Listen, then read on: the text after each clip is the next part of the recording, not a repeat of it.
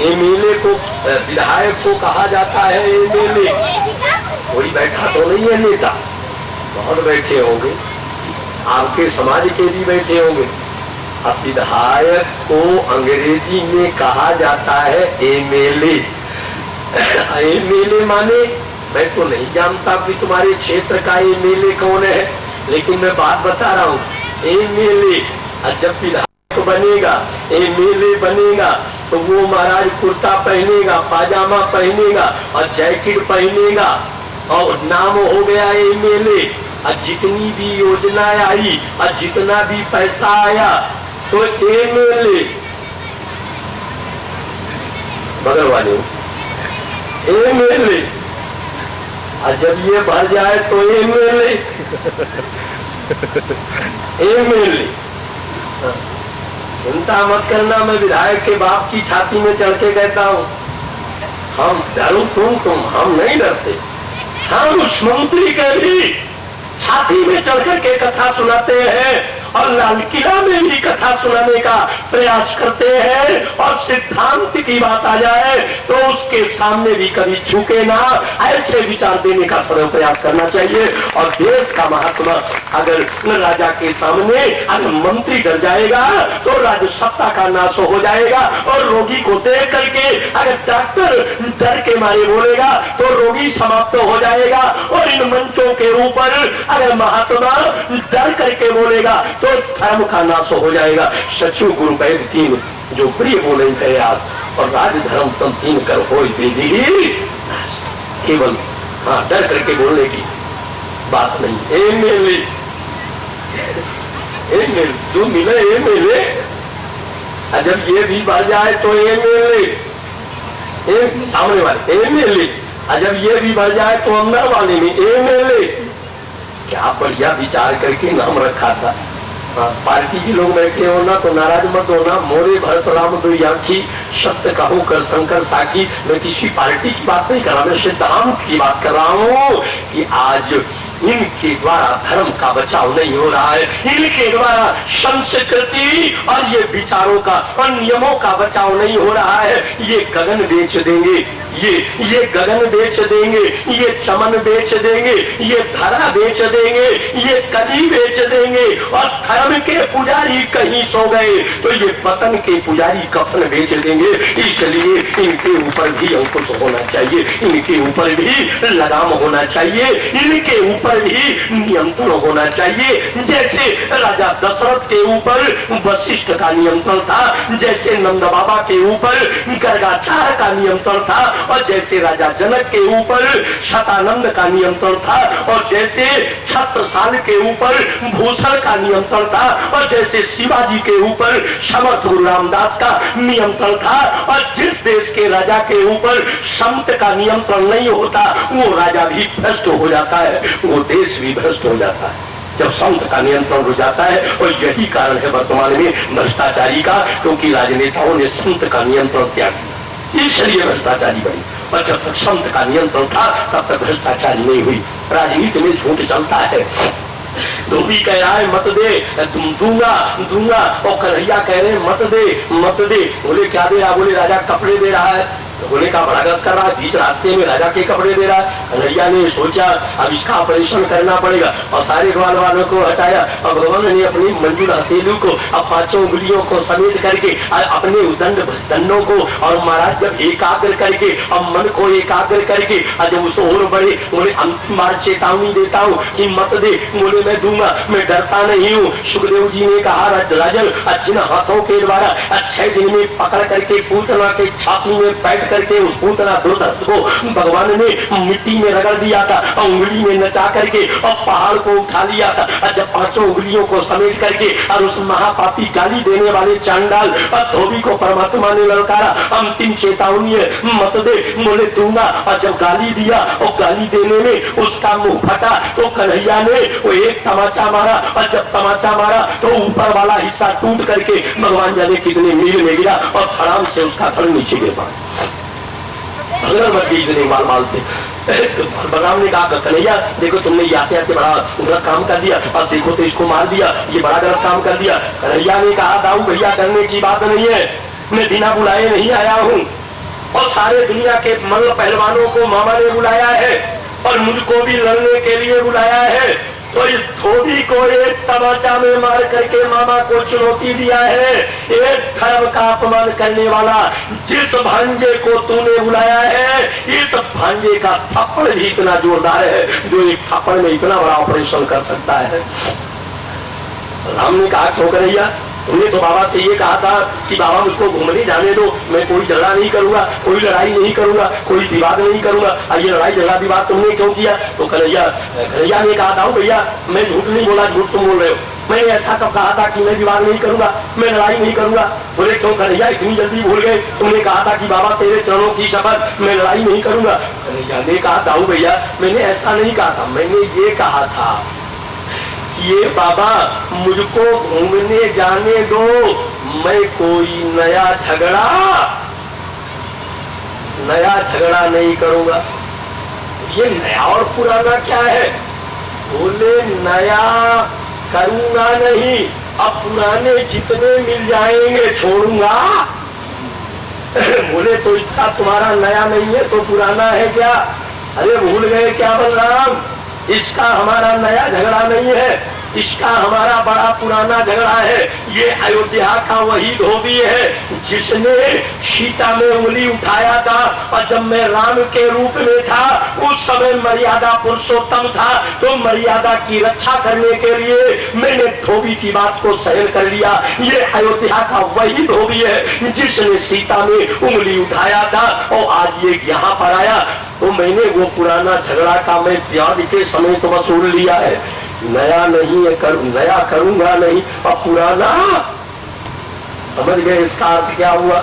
कहीं भी चले जाओ, आगे से लड़ाई मत करो, आगे से बतरसन मत करो, आगे से विवाद मत करो, आगे से अगुई मत करो, अब तुम्हारे पीछे कोई पड़ जाए तो फिर उसको छोड़ो भी ना, है कि नहीं? ये बोलो जम्भेश्वर भगवान की, लेकिन आगे से अपनी तरफ से कोई गलती मत करो, कोई ऐसा गलत काम मत करो, पीछे कोई पड़ जाए तो फिर छोड़ना नहीं चाहिए, है कि नहीं? जैसे कहन सपूत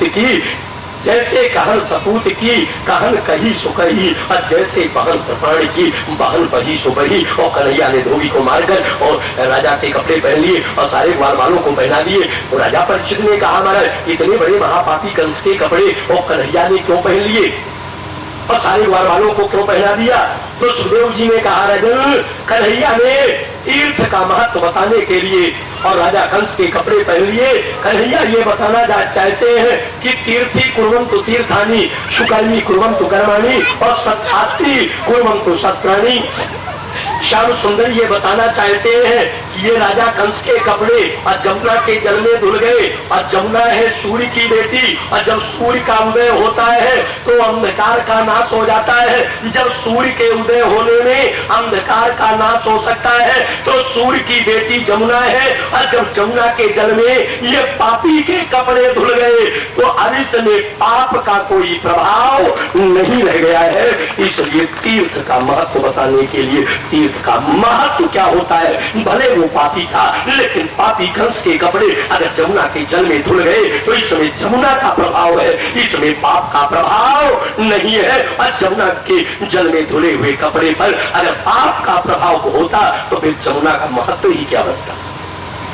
नर्मदा में स्नान करने के बाद में भी अगर पाप समाप्त ना हो तो नर्मदा की महिमा समाप्त हो जाएगी, और गंगा जल में अस्थि विसर्जन करने के बाद में और पासना समाप्त ना हो तो गंगा जल का महत्व क्या बचे?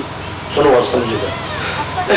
जाकर के महाराज ने और पूजा से चंदन लगवा करके उसकी मनोकामना को पूर्ण किया, और उसके बाद में और उसकी भी तीन समाप्त कर दिया। अब यहाँ की कथा बाद में कभी मौका लगेगा तो मैं सुनाऊंगा, लेकिन सीधा आपको धीरे धीरे थोड़ी थोड़ी बात बता रहा हूँ। और कन्हैया ने मनोकामना पूर्ण कर दिया और यज्ञशाला में गए, और धनुष होने के बहाने धनुष को उठा लिया और उसको तोड़ दिया। एक टुकड़ा बलराम ने लिया, एक टुकड़ा कन्हैया ने लिया, और 1 लाख कंस की मिलिट्री को जो यज्ञ की रक्षा में लगी थी उस मिलिट्री को परास्त किया। लौट करके आए अमराई में रुके, भोजन प्रसाद हुआ, सारे लोगों ने आराम किया। सुबह का समय हुआ, ग्वाल बाल दूसरे रास्ते से निकल गए और कृष्ण और बलराम उस रास्ते से गए जिस रास्ते में कुबलिया पीड़ था। कुबलिया पीड़ का उद्धार किया, महावत का उद्धार किया और सारे महाराज कांटा को निकालते हुए भगवान आगे बढ़े। और जब मल्लशाला में गए तो चाणूर को मारा, मुष्टि को मारा, दुविध को मारा, सल को मारा, तोषण को मारा और जितने नामी गिरामी पहलवान बुलाए थे उन सारे पहलवानों को समाप्त कर दिया। और कुछ पहलवान ऐसे थे जो ताल ठोक रहे थे और कन्हैया से लड़ने के लिए, और कन्हैया दांव लगाते, बाहेतर बगल तरे हो पैठ, बाहेतर बगल तरे हो पैठ, कमर समेट कर बल भरपूर में, काली कर गोट पर पकड़ लगोट पर और मीर कर नियत मिलाए दे धोर में। और जब पकड़ कर दांव लगाते हैं, ये बात मैं इसलिए कह रहा हूं क्योंकि दिसंबर या जनवरी के महीना में और जम्भेश्वर भगवानी की ये पावन धरती में राष्ट्रीय स्तर की कुश्ती का आयोजन हुआ था और आप सभी लोग के समाज के लोगों ने मिल करके किया था। पहले पहलवान होते थे लड़ने वाले कामा और तारा सिंह जैसे पहलवान थे यहाँ, और वो सारे के सारे दुनिया में पहले से भी पहलवानी की क्रिया थी ये परंपरा, और सारे को सब लोगों को कंस ने बुलवाया और सबको समाप्त किया कन्हैया ने। ये मत मानना आज कलयुग में भी बहुत बड़े बड़े पहलवान है और दुनिया में पहलवान भारत में भी है, संसार में भी, दुनिया में। आपको याद होगा आज भी ऐसे पहलवान है, डॉक्टर राममूर्ति का नाम कौन नहीं जानता? अगर ना बुलवाया दुनिया में नहीं है डॉक्टर राममूर्ति, लेकिन डॉक्टर राममूर्ति वो पहलवान था, बिल्कुल ही गहरा बदन, शहरा, पतला दुबला, लेकिन मिस्टर यूरोप को एक मुष्टि का मारा था और वो दोबारा उठा नहीं था। ऐसा पहलवान था, रेचक पूरक कुंभक का प्राणायाम करने वाला, ब्रह्मचर्य व्रत का पालन करने वाला, कानपुर का जन्मने वाला, गरीब परिवार का डॉक्टर राममूर्ति का आप सभी लोगों ने इतिहास में नाम पढ़ा होगा। मैं आपको 2 मिनट में ये बात बता दूं क्योंकि ये कलयुग की अभी बात है। मिस्टर यूरोप जब भारत घूमने के लिए आए और कामा के बाद और दारा सिंह के बाद धरती में मिस्टर यूरोप के मुकाबले कोई पहलवान नहीं था। यूरोप का रहने वाला नाम भी उसका मिस्टर यूरोप।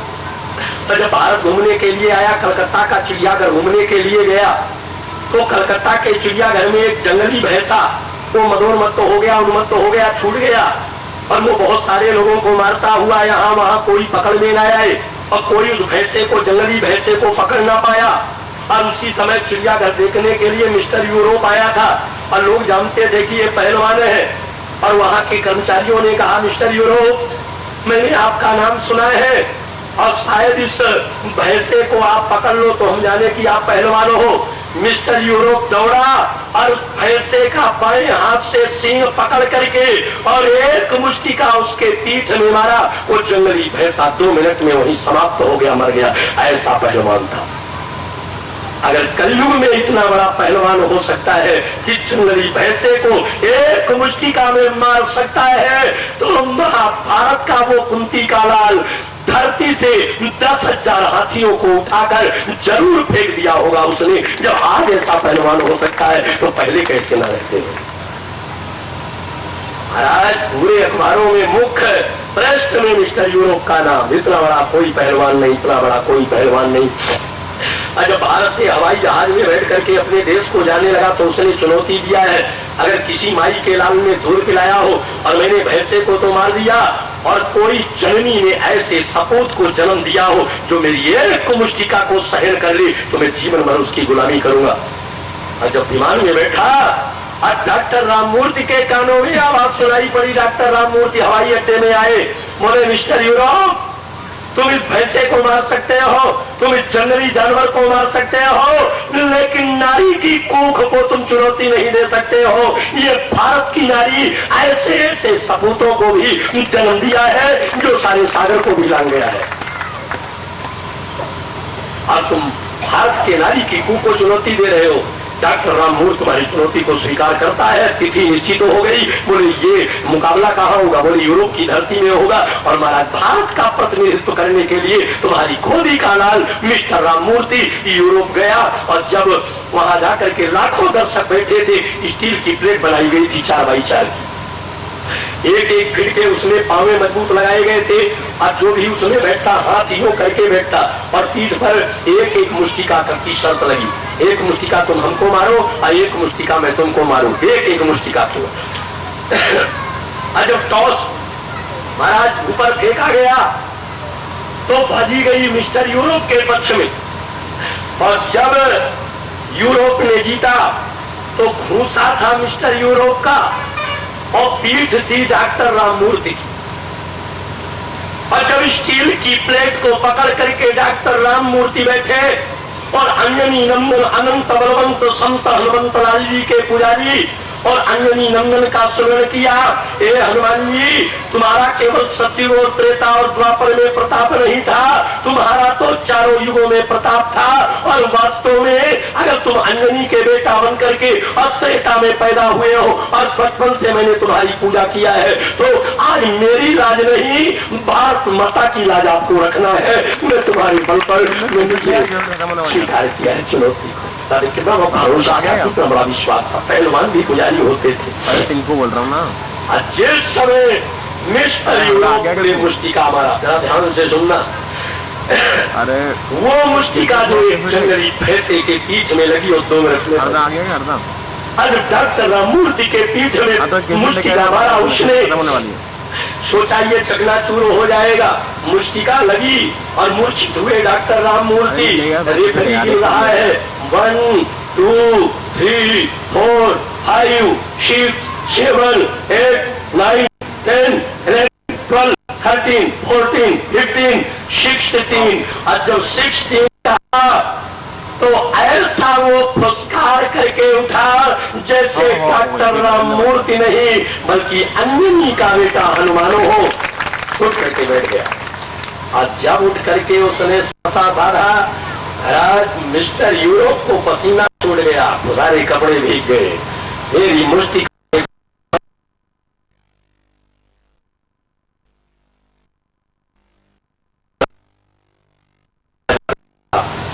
मिस्टर यूरोप पीठ थी मिस्टर यूरोप की और मुष्टिका थी डॉक्टर राममूर्ति की। और हनुमान जी का ध्यान करके जब एक मुष्टिका मारा, मूर्छित हुआ, रेफरी गिनने लगा 1 2 3 4 5 6 7 8 महाराज 100 गिन ले गया, उसके ऊपर भी चला गया। डॉक्टर राममूर्ति ने कहा ये भारत का मुष्टिका है, अब ये उठने वाला नहीं है। और उसी स्थान पर उसका दाह संस्कार किया गया, वो अंतिम हो गया, उसकी क्रियाकर्म हो गई। मैं हूं देव की आत्मा बेटा, मैं हूँ आधी रात के मथुरा को छोड़ करके गोकुल में जाने वाला, मैं हूँ अपने भक्तों का जूठन खाने वाला। मैं तेरे डर के मारे आधी रात के नहीं गया था, गोकुल की लीला पूर्ण करने गया था। अब तू सोच रहा था कि मैं तेरे डर के मारे चला गया था। अरे मामा, मैं उस दिन तेरी जीवन लीला समाप्त कर सकता था, लेकिन मैं तेरे लिए नहीं, मैं अपने भक्तों के लिए आया था, इसलिए भक्तों को आनंद देने पहले गया। और आज तेरा अंतिम समय है। जब एक मुष्टिका मारा, एक लाख बड़ा सारा काम ही हो गया। थोड़ी थोड़ी श्वासा चल रही थी, नीचे खड़े थे महाराज बलराम। दाऊ भैया ने कहा कन्हैया मामा जी की सारी मेहमानी तुम ही कर लोगे, तो क्या हम तमाशा देखने आए हैं क्या? तेरा मामा जी को हमारे पास में भी तो भेजो। तो महाराज कन्हैया ने और उस हमारे शरीर को जब पकड़ करके मचान के ऊपर से नीचे फेंका, तो बलराम ने और अपने उदंड भुजदंडों से जिन्होंने फन पर अपने धरती को धारण करके रखा है, और जब दधीच ने अपने हड्डी का दान कर दिया तो दधीच के हड्डी के 3.5 धनुष बने थे। और जब दधीच की हड्डी और वो मुड़ नहीं रही थी, उस समय शेषनाग ने अपने फन मार मार करके और दधीच के हड्डी को लचका करके और धनुष का निर्माण करवाया था। इतने बलशाली जिस समय पर पकड़ करके और महाराज दधीच ने बलराम जी ने थोड़ा दबा दिया कंस को, तो हड्डी गुड्डी अलग हो गई। जय जयकार के नारे लग गए, फूलों की वर्षा होने लगी और सारे त्रिलोक में आनंद की बधाइयां बजने लगी और कंस नमो नारायण हो गए। अरे रो बोले मारा इसलिए कि पापी था और रोएंगे इसलिए कि मामा है। संसार के बहुत सारे मामाओं का इतिहास ही बहुत खराब है। कलयुग में भी एक हुआ था आला का मामा माहिल, बहुत खराब खतरनाक हुआ था। रावण का मामा मारीच, वो भी बेकार था, खराब था। जितने मामा देख लो आप, इतने मामा देखो महाराज। महाभारत में देखना, एक टांग उठा करके पटक के कहता है अरे भांजे, सारी इमारत बर्बादी कर दिया शकुनी ने। और ये संकल्प लिया था कि जब तक सबको समाप्त नहीं कर दूंगा तब तक की गांधारी का हरण करवाया था भीष्म पितामह ने। तो बैठ जाओ, कोई बात नहीं है। देखो हमारा ये बैतूल से बरेली भर्ती बैतूल का रहने वाला है, राम रतन नाम है इसका, बड़ा गरीब आदमी है, लेकिन भारत में कहीं भी कथा हो हर जगह जाता है, केवल यहाँ नहीं, अभी तो बैतूल बगल में, भारत में कहीं भी कथा हो मेरी हर जगह यह भी हूँ और आपकी सेवा करने के लिए आया हूँ और माता का आदेश लेकर के आया हूँ। हे प्रभु, अगर आपका आदेश हो जाए तो सारे धरती को नींबू की तरह निचोड़ करके, और जैसे नींबू से रस निकाला जाता है, मैं धरती को निचोड़ करके और रस रूपी सीता को निकाल सकता हूँ। हे प्रभु, आपके हर लीला में शामिल हूँ, लेकिन होने वाली लीला में शामिल, क्योंकि मेरे समझ में नहीं आता हरण कैसे हुआ है, मेरे समझ में नहीं आता। बोले क्यों लक्ष्मण, मेरे ऊपर तुमको दया नहीं आती है? सीता का हरण तो हुआ है। बोले महाराज, जिस बाण के द्वारा मैंने रेखा कुटिया के चारों तरफ खींचा था वो अगस्त का दिया हुआ बाण था, और जब अगस्त ने प्रसन्न होकर के मुझको वो बाण दिया तो बाण के नोक में 1,00,000 वर्ष के तपस्या का फल रखा था, और मेरे को कहा था कि ये लक्ष्मण, आज से मैं ये बाण तुमको देता हूँ और तपस्या को नोक में रखता हूँ, और इस बाण के द्वारा जहाँ रेखा खींच दोगे वो लक्ष्मण रेखा मानी जाएगी और कोई भी इसको लांग नहीं पाएगा। महाराज, और उस बाण के द्वारा मैंने रेखा खींचा है, अगर अंदर वाला बाहर जाता तो भी जल करके राख हो जाता, वो बाहर वाला अंदर जाता तो भी जल करके राख हो जाता। और मुझको अपने रेखा के ऊपर भरोसा है, और जब तक समझ में नहीं आएगा तब तक मैं रोने वाला नहीं हूँ। धनुष्बाण मेरे कंधे में, और महाराज मैं क्षत्रिय वंश में पैदा हुआ हूँ, मैं रोने वाला नहीं हूँ, रोते तो काहे रहे। बोले लक्ष्मण देखो, शायद सीता अगर बाहर निकली होगी तो सीता की भस्मी पड़ी होगी। महाराज, चाहे सीता होती तो जलती और बाहर वाला अंदर जाता तो जलता। तो बोले देखो शायद भस्मी पड़ी हो। लक्ष्मण ने कुटिया के चारों तरफ घूम करके देखा, बोले महाराज राख नहीं पड़ी है, भस्मी नहीं पड़ी है। बोले राम ने कहा सीता है भी नहीं है, अब तुम कह रहे हो रेखा के ऊपर भरोसा है, तो सीता कहाँ चली गई? बोले महाराज, अगर सीता बाहर जाती, भले वो सीता थी, लेकिन ये योगी की रेखा है, सीता को भी जलना पड़ता, तुझको ये भरोसा है। तो बोले लक्ष्मण, सीता है भी नहीं और भस्मी भी नहीं है, और तुम कह रहे हो मेरी रेखा पर भरोसा है, तो सीता गई कैसे? राजा परीक्षित ने कहा महाराज जली क्यों नहीं? बोले जलती कैसे, क्योंकि असली सीता राम जी ने आदि में रख दिया और छाई को अपने पास में रख लिया, तो आदि में परछाई जलने वाली नहीं है, इसलिए नहीं जली, और सीता जी निकल गए और लक्ष्मण ये रहस्य को नहीं जान पाए। बोले प्रभु, आपकी लीला मेरे समझ में नहीं आ रही है। बोले क्यों नहीं आ रही है? बोले महाराज एक बड़ा संशय लग रहा है, जब सीता का हरण जब से हुआ है तो आप कहते हो हे खग मृग हे मधुकर श्रेणी, तुम देखी सीता मृग नैनी, पूछत चले वो लता तरुपाती। आप कहते हो हे पेड़ो, बोलो मेरी सीता कहाँ है? उनसे पूछ रहे, और जिनको बोलना है उनसे पूछ नहीं रहे, तो हमको तो लगता है कि ये प्रभु सीता का हरण हुआ नहीं है, बल्कि हरण करवाया गया है। अब आप बताओ सीता कहाँ? अच्छा बोलो, राम जी का जरा देखना ये लीला। हे खाग, हे पक्षी बोलो मेरी सीता कहाँ है? हे मृग बोलो मेरी सीता। ये तो वही हाल हो गया जैसे तुम्हारी कोई चीज खो जाए और तुम जाओ और कह दो ए बोदा, वही हाल हो गया कि नहीं? बोलो भाई सलामी की बात। मान लो आपको आपका 10 तोला सोना गिर जाए और आप कहो ए भैंसिया बोल मेरा सोना कहाँ गया? बोलो भैंसिया बोल बताएगी? अरे ज्योति से पूछो, ज्योतिषाचार्य से पूछो, पंचांग में दिखवाओ। और राम जी यही कहते हैं ए मृग बोलो मेरी सीता कहाँ है? लक्ष्मण बड़ी बारीकी से देख रहे, तो इसका मतलब हरण हुआ नहीं है बल्कि करवाया गया। तो राम लक्ष्मण चरणों में गिरे, बोले रे रे वृक्षा पर्वतस्था गिरगहनता वायुना बीजमाना रामो हम व्याकुलात्मा दशरथ तनया शोक शोकरेण हृदय विमूर्ति के यूयम बदनाथनाथ किमिदं दासोस्मिते लक्ष्मण। पेड़ से पूछने वाले, वृक्ष से पूछने वाले, भौरा से पूछने वाले, लता से पूछने वाले, पानी से पूछने वाले, गाय से पूछने वाले, मृग से पूछने वाले, आदमी से क्यों नहीं पूछते? तो लक्ष्मण जैसा योगी जान गया हरण हुआ नहीं है बल्कि करवाया गया। तो लक्ष्मण चरणों में गिरे, बोले प्रभु प्रभु अब आप ही बताओ सीता कहाँ है। राम ने कहा ए लक्ष्मण अगर मेरे को पता होता तो मैं रोता क्यों। बोले मारा रोना तो एक बहाना है, लेकिन असलियत अब बताओ, अब मत छिपाओ, सीता कहाँ है और आपका काम है बताना।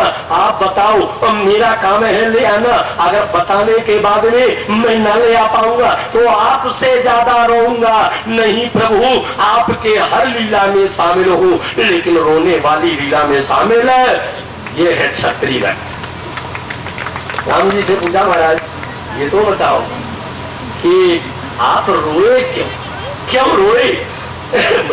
राम ने कहा मैं इसलिए रोया, मेरे जन्म के पहले और वाल्मीकि ने वाल्मीकि रामायण लिखा और उसमें 7 कांड लिखे और ये लिखा कि सीताराम का विवाह होगा और उनका वनवास होगा और वनवास जाएंगे तो सीता का हरण होगा, राम को रोना पड़ेगा। तो मेरे जन्म के पहले और जब वाल्मीकि ने रामायण में लिख दिया अगर मैं नहीं रो रहा हूँ तो एक संत की रामायण गलत हो रही है, इसलिए मैं रो रहा हूँ। मैं नाटक कर रहा हूँ, मैं असली नहीं रो रहा हूँ, असली नहीं रो रहा हूँ, नाटक कर रहा। अच्छा बोलो तुम्हारा बेटा हरिश्चंद्र बन जाए और रात में नाटक में वो हरिश्चंद्र बन करके रोए तो बोलो नकली रो रहा कि असली रो रहा। वो नाटक में रो रहा है, असली नहीं रो रहा। जब सवेरा हुआ तो पप्पू का पप्पू ही निकल गया, हरिश्चंद्र समाप्त हो गया। तो नाटक माने नाटक। जब परमात्मा नर लीला करता है तो नर लीला में नाना प्रकार की लीला करता है, लेकिन असली नहीं। सुखदेव जी ने कहा ए राजा परीक्षित कंस के मृत्यु में बलराम नहीं रोए और सीता के हरण में लक्ष्मण नहीं रोए। ये 2 स्थान है जहां पर ये दोनों नहीं रोए। अंत में महाराज कंस की दोनों पत्नी आई, एक का नाम अस्थि एक का नाम प्राप्ति, और दोनों को ज्ञान दिया और ज्ञान देने के बाद में और बढ़िया सुंदर एक अर्थी सजाई गई और अर्थी सजा करके और कंस को लिटाया गया और जाकर के जमुना के किनारे का संस्कार किया गया। और कन्हैया वहां से विदा होने के बाद जेल में गए और जेल में जाकर के अपने माता पिता को छुड़ाया और माता पिता को छुड़ा करके और वहां से निकाला, जमुना के जल में स्नान करवाया, नाई को बुलवाया, छोड़ कर्म करवाया और छोड़ कर्म करवाने के बाद में और अपने नाना उग्रसेन को राजगद्दी पर बैठाया और तिलक करने लगे। नाना रो पड़े, उन्हें कन्हैया इस धरती को पाप से तुमने मुक्त किया है, इसलिए राजा तुम बनो। सारा मथुरा के लोग कह रहे हैं कि राजा तो कन्हैया बनने के लायक है, इसलिए तुम बनो। कन्हैया ने कहा नाना जी इस पापी ने अधर्म पूर्वक आपको जेल के अंदर डाल दिया था, स्वयं राजा बना था, मैंने उसकी सत्ता को समाप्त कर दिया। ए नाना जी अगर मैं राजा बनूंगा तो ये संसार के लोग मेरे ऊपर उंगली उठाएंगे और कहेंगे कि कन्हैया ने स्वार्थ के लिए मारा है। मैं संसार में स्वार्थ के लिए नहीं आता बल्कि परमार्थ और परोपकार के लिए आता हूँ। मैंने रामावतार में जब बाली को मारा तो उसके भाई सुग्रीव को राजा बनाया। अगर मैं चाहता तो लक्ष्मण को राजा बना सकता था, लेकिन मैंने बाली पापी को मारकर उसके पुण्यात्मा भाई सुग्रीव को राजा बनाया। अगर मैं चाहता तो रावण को मार करके अपने भाई को राज्य लंका का दे सकता था, लेकिन मैंने उसके भाई विभीषण को राजा बनाया। मेरी नीति धर्म की है, मेरी नीति स्वार्थ की नहीं है, इसलिए मैंने रामावतार में यही किया। और कन्हैया ने नाना जी को राजा बनाया और राजा बनने के बाद में और जब जरासंध कंस का ससुर था कितने बज गए 5 हो गए, 5 तो नहीं हुए, 5 हुए हैं। चलो कोई बात नहीं, थोड़ी देर का और सुन लो इसके बाद तो जय श्रीमन्नारायण भर। थोड़ी देर माताओं ये चावल ले आई हो और सुदामा चरित्र की कथा रह गई है, अब अगले साल सुनाएंगे। अब जो कथा रह गई अब अगले साल होगी, अगले साल अभी कल का दिन और बाकी है, कल भी हो सकती है, लेकिन 2 मिनट वाला सुदामा चरित्र तो आपको सुना ही दिया जाए। एक है 2 मिनट वाला, एक है पूरी 4 घंटा वाला। तो 2 मिनट वाला सुदामा चरित्र में आपको महाराज जरासंध ने आक्रमण किया और आक्रमण करने में क्योंकि दामाद जब मर गया तो ससुर ने आक्रमण किया। और जरासंध ये दुर्गुणों का राजा है और वो दुर्गुणों का राजा जरासंध जब बार बार आक्रमण करता है तो सेना को मारकर और जरासंध को छोड़ देते हैं। और जब काल यवन को और भेजा तो कन्हैया रण को छोड़ करके भागे, और कभी कभी डट जाते हैं। और जब काल यवन आया तो भगवान रण को छोड़ करके भागे। सुखदेव जी ने कहा राजन, भगवान के हजारों नाम हैं और उन हजारों नामों में प्रभु का एक प्रसिद्ध नाम रण छोड़ भगवान पड़ गया, क्योंकि रण को छोड़ करके वो भगे थे, इसलिए उनका नाम रण छोड़ भगवान पड़ गया। और गुफा में गए और मुचकुंद नाम के महात्मा वो लेटे हुए और तपस्या कर रहे थे। भगवान ने जाकर पीताम्बर उड़ा दिया और उस समय पर काल यवन आया और उसने सोचा कि ये आकर के गुफा में सो गया, तो उसने एक लात मारा। उस समय पर मुचकुंद की आंख खुली, उनकी आंख की ज्वाला निकली, तो वो पापात्मा जल करके छार छार हो गया। और उस महाराज कन्हैया मुस्का पड़े। कन्हैया ने कहा काल यवन, मैं डर के मारे नहीं भागा था, मेरा नाम रण छोड़ पड़ा, मैं इसलिए भागा था कि ब्रह्मा ने तेरी मृत्यु मुचकुंद के द्वारा लिखी थी, इसलिए मैं भाग करके गुफा में आया और उस काल यवन को भी समाप्त किया। अंत में जब बार बार आक्रमण होने लगा तो भगवान ने विश्वकर्मा जी को बुलाया और विश्वकर्मा जी के द्वारा द्वारिकापुरी का सागर में निर्माण करवाया। और एक दिन आधी रात के समय में अपने परिजनों को, पुरजनों को, स्वजनों को, बंधुजनों को, कुटुंबी जनों को और मथुरा के अपने परिवार के लोगों को भगवान ने सोते समय उठाया और उठा करके, भगवान के लिए ये कोई बहुत बड़ी बात नहीं है, और भगवान ने उठाया और उठा करके द्वारिकापुरी में पहुंच गए। और जब द्वारिकाधीश बन गए, द्वारिकापुरी में एक चक्र का पहरा लगा हुआ था। द्वारका देखना, गोकुल नाम की महिमा अलग है, मथुरा की महिमा अलग है, और द्वारका बैठ जाओ महाराज, जब पीछे से कहाँ जा रहे हैं?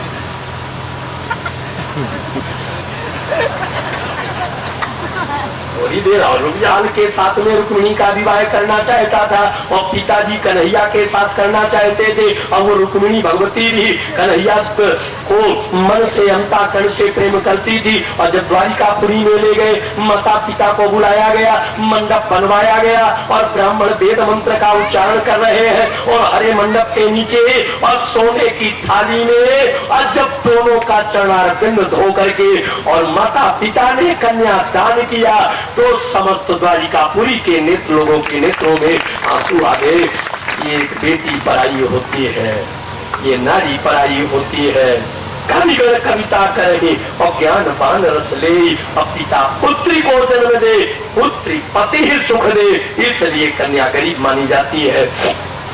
माता पिता जिसके साथ में विदा कर देते हैं वो कभी शिकायत नहीं करती है, वो कभी अपने ससुराल की निंदा नहीं करती है। ध्यान रखना।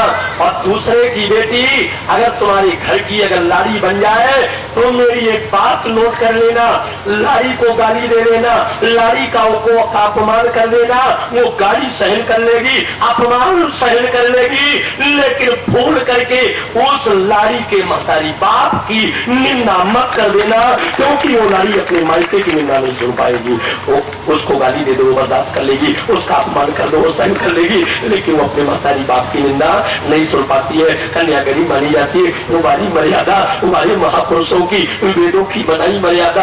महाराज अगर तुम्हारा बेटा भोपाल में नौकरी करता हो तो 2-4 महीने में उसका मन आएगा कि मैं अपने गाँव नीम गाँव जाऊँ, अपने गाँव वालों से मिल आऊँ, अपने भाई बंधुओं से मिल आऊँ। वो तुम्हारा नौकरी करने वाला बेटा 2-4 महीने में आएगा, अपने आप आएगा। लेकिन जिस बेटी को तुमने विदा कर दिया, अगर पूछोगे तो आएगी और ना पूछोगे तो नहीं आएगी, नमक रोटी खाएगी, झोपड़ी में रहेगी, और महतारी बाप पूछेंगे तो आएगी और नहीं तो नहीं आएगी। अगर गांव का हरिजन अगर पहुंच गया और तुम्हारी बेटी को पता लग गया कि मेरे गांव का हरिजन आया है, तो वो तुम्हारी लाडली बेटी उस चमार से पूछेगी मेरे मम्मी पापा ठीक तो है।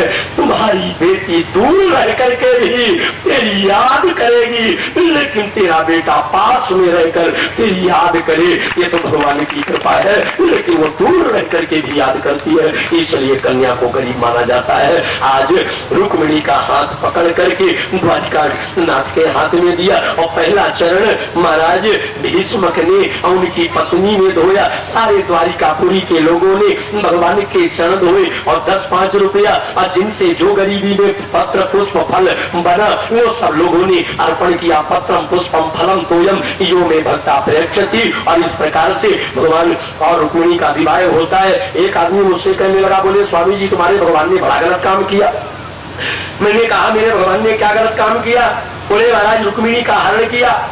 और किसी नारी का हरण करना ये तो पाप है। मैंने कहा भागवत को अगर सुनो तो भागवत की दृष्टि से सुनो। कन्हैया पर उंगली मत उठाओ कि उन्होंने रुक्मिणी का हरण कर लिया। अगर भगवान ने रुक्मिणी का हरण किया है तो रुक्मिणी लक्ष्मी की अवतार है। भगवान ने अपनी बाली का हरण किया है, पराई नारी का हरण नहीं किया है। अगर पराई नारी का हरण करके तो दोष लगता। आज का आदमी दूसरे की नारी का हरण करने को तैयार है, लेकिन श्याम सुंदर ने अपनी बाली का हरण किया है। ये आठों अपनी बाली थी, इसलिए भगवान ने अपनी बाली को हरण किया। जामवती की भी कल्पना थी, जामवंत की बेटी, और जामवती के साथ में भी विवाह हुआ सत्यभामा, जो सत्यजित की बेटी थी। और सत्यभामा को अर्पित किया महाराज। सत्यजित ने ये 8 पटरानियां और भौमासुर नाम के दैत्य को मार करके, और जो चारों वर्ण की 16,100 कन्याएं थी, भगवान ने उनके साथ में भी विवाह किया। राजा परीक्षित ने कहा महाराज ये 16,100 विवाह क्यों किए? बोले इसलिए भगवान ने किए, भगवान जानते हैं ब्राह्मण की कन्या, क्षत्रिय की कन्या, वैश्य की कन्या और चारों वर्ण की कन्या, और ये भौमासुर ने हरण किया है और मैंने इसको मारा है। अगर मैं इन कन्याओं को छोड़ दूंगा तो वर्ण संकर संतान पैदा होगी और अधर्म फैल जाएगा। इसलिए ये 16,100 कन्याओं को मैं अपने पास में रखूंगा और नारी बना करके रखूंगा। और भगवान ने उनके साथ में भी विवाह किया। 8 पटरानियां और 16,100 रानियां, इनके 10 पुत्र हुए। इस प्रकार से भगवान ने सारी लीला किया। और एक दिन उज्जैन गए और उज्जैन में जाकर के और महाराज संदीपन को अपना गुरु बनाया। सुदामा जी से मित्रता हो गई। और एक दिन गुरु माता ने और लकड़ी लेने के लिए भेजा। और जब दोनों लकड़ी लेने समझा लेने के लिए गए तो गुरु माता ने 2 मुट्ठी चना दे दिए और सुदामा को गठरी कन्हैया ने दे दिया। और जब वो गठरी लेकर के चले और जंगल में पहुंचे और कन्हैया लकड़ी तोड़ने लगे तो सुदामा जी ने वो दोनों मुट्ठी चना खा दिया। और जब कन्हैया को पता लगा तो भगवान ने श्राप दे दिया। और जब श्राप दे दिया कि जाओ तुम एक एक दाने को परेशान हो जाओ, महादरिद्र हो जाओ, तुमको मैंने धर्म का भाई बनाया, तुम मेरे मित्र हो। और मित्र को के रहते हुए भी और जो मित्र के अधिकार को खा जाए उससे बड़ा कोई कृतज्ञ नहीं हो सकता है। जाओ एक एक दाने को परेशान हो जाओ। कन्हैया ने श्राप दिया। दोनों आए और उज्जैन में आए और गुरु की दक्षिणा चुकाई। एक चले गए सौराष्ट्र, एक चले गए द्वारिकापुरी, एक बन गए द्वारिकानाथ और एक बन गए दरिद्रनाथ। 37 साल तक कभी भरपेट भोजन नहीं खाया, भरपेट पानी तो पिया, लेकिन भरपेट भोजन, ये गरीबी बहुत बेकार होती है। संसार में अमीरों का साथी सब है, लेकिन गरीबों का साथी तो केवल द्वारिकानाथ है। दीन पाले कई लोग कहा करते महाराज मैं सुदामा हूं, मुझको भी मिला करते महाराज मैं सुदामा हूं, तो मुझको हंसी आ जाया करती है। अपने आप को सुदामा कहने वाले अगर वास्तव में जिस दिन तू सुदामा बन जाएगा उस दिन द्वारिकानाथ तेरे लिए अपनी थैली खोल देगा, लेकिन तू सुदामा नाम का है, काम का नहीं है। ऐसा था सुदामा। एक दिन सुशीला ने कहा प्राणनाथ या तो परिवार साथ देता है या तो मित्र साथ देता है। आपने जीवन में किसी को अपना बनाया है कि अकेले रहे? देखो अपना बना के रखो, अकेले मत रहना सीखो। अपना बनाया है कि नहीं? तो सुदामा ने रोते हुए कहा हे सुशीला ये क्यों पूछ रही हो? क्या मेरे जैसा पति पाकर के तुझको कष्ट होगा? बोले नहीं प्राणनाथ आप जैसा पति पाकर के मैं धन्य हूँ, क्योंकि मेरा पति धन का गरीब हो सकता है, मेरा पति तन का गरीब हो सकता है, मेरा पति वैभव का गरीब हो सकता है, लेकिन मेरा पति धर्म का गरीब नहीं है। धर्म से आप जुड़े हुए हो, इसलिए भगवान करे किसी को गरीबी ना दे। आज 6वें दिन की कथा में मैं आप समस्त श्रोताओं के जीवन की और आपके परिवार और गांव और क्षेत्र के जीवन की मंगलमय कामना करता हूँ कि ये प्रभु गरीबी मत देना। ये गरीबी बड़ी विचार विकार होती है और जब गरीबी का समय आता है, जब समय खराब होता है तो अपना भी पराया हो जाता है, और जब समय बनता है तो एक दिन दुश्मन भी अपना यार बन जाता है।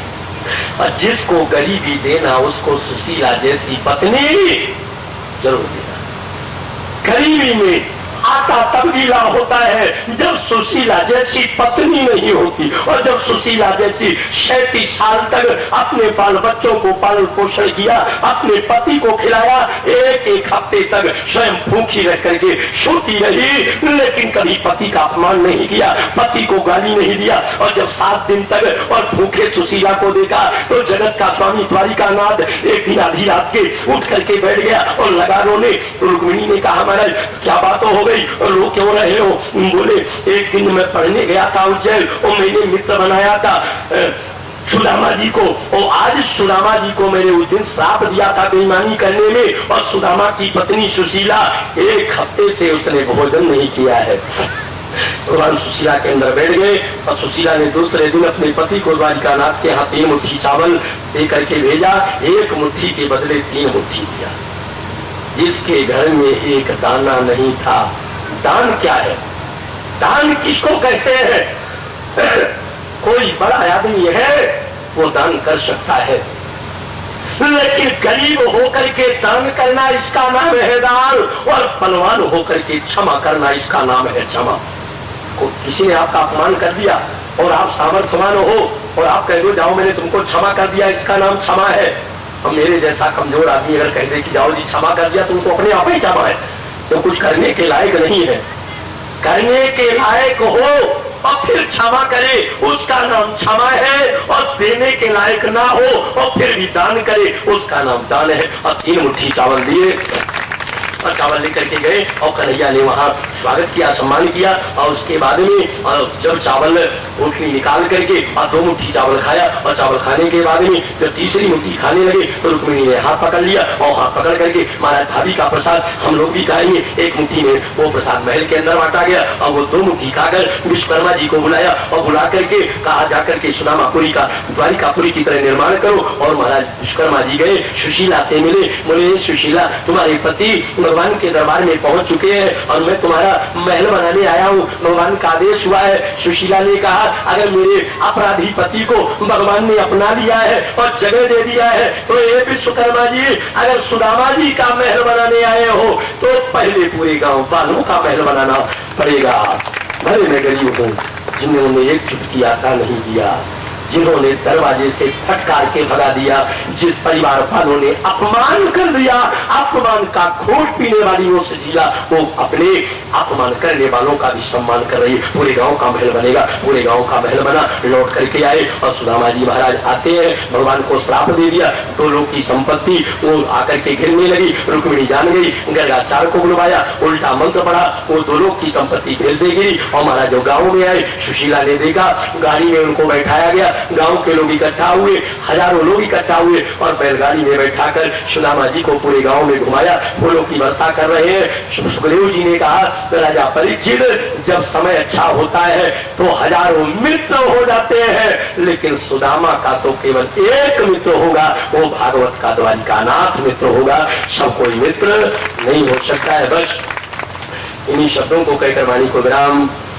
और चूंकि ये शॉर्ट एंड स्वीट मैंने थोड़े रूप में सुदामा चरित्र कहने का प्रयास किया है। कल मौके में प्रसाद जी आप सभी लोग दिखाई पड़ रहे हैं, मैं आप सभी लोगों का दर्शन कर रहा हूँ। ये कोई जरूरी नहीं है कि आप मेरा दर्शन करें, मैं भी आपका दर्शन करता हूँ। पता नहीं कौन भाव को लेकर कौन आया है, और मेरी भी दृष्टि आपके ऊपर पड़ जाए तो मेरा जीवन भी धन्य हो जाए, कृतकृत्य हो जाए। मैं आप सभी लोगों को भगवान का दिव्य अंश मान करके और आपको प्रणाम करते हुए अपनी वाणी को विराम देता हूँ। और हमारे बीच में हमारे संत महापुरुष नर्मदा के तट से हमारे स्वामी जी और भगवान जम्भेश्वर के दरबार से और उनके आश्रम से, धर्मशाला से, वहां से पधारे हैं। मैं संतों के चरणों में भी बारंबार नमन करते हुए अपनी वाणी को विराम दे रहा हूँ। मेरा ये उद्देश्य कथा सुना करके केवल व्यापार का उद्देश्य नहीं है, मेरा उद्देश्य केवल धन कमाने का नहीं है, मेरा उद्देश्य केवल पैसा कमाने का नहीं है। महाराज एक महामंडलेश्वर को बुलाओगे, कई लाख रुपए खर्चा करना पड़ेगा, लेकिन आप लोगों के बीच में अगर मैं आता हूँ तो केवल पैसे के लोभ में नहीं, आपके प्रेम के कारण आता हूँ। हमारे वहां का भी पिछले वर्ष उत्साह देखा था कि जिन्होंने डोमन गांव के डोमन मऊ गांव के और उस भागवत स्थल को और प्रिया शिमला की तरह बना करके अभी अभी शालावड़ी में मैंने देखा, सारे गांव का उत्साह देखा, सारे गांव का प्रेम देखा। ऐसा कोई व्यक्ति नहीं था जो भागवत के और नर्मदा पुराण के कार्यक्रम में न लगा हो। और जब मेरी विदाई हुई तो बच्चे और बूढ़े और नर और नागरिक और नर नारी के नेत्र में आंसू भरे हुए थे। और जब उनके विदा करना जानते वो भाव आप सभी लोगों का मैंने देखा। मैं बड़ी आनंद की मुद्रा में हूँ और आप सभी लोगों के जिनका मैं नाम नहीं जानता हूँ, बहुत सारे लोग हैं। हमारे सतना के भी पंडित जी भी, हनुमान जी महाराज के पुजारी, और कई दिनों से कथा में आ रहे हैं। हमारे सुरेश पंडित जी खमलाए वाले हैं, रोज खिड़कियां चले जाते हैं, पता नहीं कैसी छलांग लगाते हैं, यहाँ भी रहते हैं, रात में वहां पहुंच जाते हैं। बहुत बढ़िया आप लोगों का लगा। कल मैं जाऊंगा जरूर, लेकिन मेरे नौजवानों मेरी झोली भर देना। ये खाली झोली में न जाऊं, भारत के हर मंच में, भारत के नहीं मैं विदेश में भी जाता हूं और इस मंच से आपको वचन देता हूं, अगर मेरी झोली में अपने दुर्गुणों को डाल लोगे तो विश्व के हर बड़े मंचों में इस गांव का इस वाणी में नाम होगा, नाम लिया जाएगा। इसलिए हमारे नौजवान मेरी सेवा मत करना, माता पिता की याद मत भूलना, बुजुर्गों की बात मानना, बुजुर्गों की सेवा करना, कोई काम करना, जोश रखना, लेकिन होश के नाते बुजुर्गों को सदैव आगे करना। मैं देखता हूँ भगवान जम्भेश्वर के मंदिर में बहुत सारे यहाँ के बुजुर्ग और वृद्ध लोग सेवा में लगे, आरती में लगे, पूजा में लगे, हवन में लगे। उनको देखो तो कभी कभी तुम भी करने का प्रयास किया करो, घी की आहुति करो। इससे बहुत बड़ा फायदा है। इससे महाराज प्रदूषण दूर होता है, वातावरण सुधरता है, नाना प्रकार की विकृति दूर होती है। ये जो भगवान ने नियम बनाए हैं ना, ये नियम से प्राणी मात्र को बल मिलता है। और मुझको भरोसा है कि बुजुर्ग तो लाइन में है, लेकिन ये नई पीढ़ी इसके बाद में लाइन में आने का प्रयास करेगी, ये मुझको आत्मविश्वास है। और मैं महाराज मांगो उसी से जो दे दे खुशी से, बद्री प्रसाद जी, नहीं तो ऐसी हमें विश्वास है मुझको, इसलिए मैं मांग रहा हूँ, है कि नहीं। अन्ना देना हो तो मत देना, खाली लौट जाऊंगा, लेकिन देना जरूर, है कि नहीं, इतना जरूर करना। बस 2-4 बार भगवान के नाम को स्मरण करें और इसके बाद वाणी को विराम। माताओं में तुम्हारे लिए तो भूल ही गया था, सबसे जरूरी सबसे इमरजेंसी काम तो तुम्हारे वाला है कि नहीं। तो इन माताओं में जो मेरी शिष्याएं बैठी हैं, जिन्होंने मंत्र लिया है, लगभग 40% मेरी शिष्या है इसमें। तो जो मेरी शिष्याएं हैं तो गुरु होने के नाते उनको आशीर्वाद देना चाहिए, गुरु का कर्तव्य है। मैं अपने शिष्यों को आशीर्वाद देता हूँ, उनके जीवन की निरोगी काया की मंगल में कामना करता हूँ, भगवान से प्रार्थना करता हूँ सुखी रहो, आनंद में रहो। लेकिन जो बूढ़ी माताएं बैठी हैं, जो बुजुर्ग माताएं बैठी हैं, जो देवकी और यशोदा और कौशल्या बैठी हैं, जो सयानी माताएं बैठी हैं, वो अपना बेटा मानकर आज मुझको आशीर्वाद दे करके जाएंगी। डॉक्टर ने मुझको मना किया था कि बाबा 4 महीना मत बोलना, नहीं आगे बोलने के लायक नहीं बचोगे। तो मैं तुम्हारा आशीर्वाद लेकर के मंच में बोल रहा हूं और आज आशीर्वाद दे करके जाओगी तो कल के दिन से मेरी कथा रायसेन के कोटपार बरेली के पास कोटपार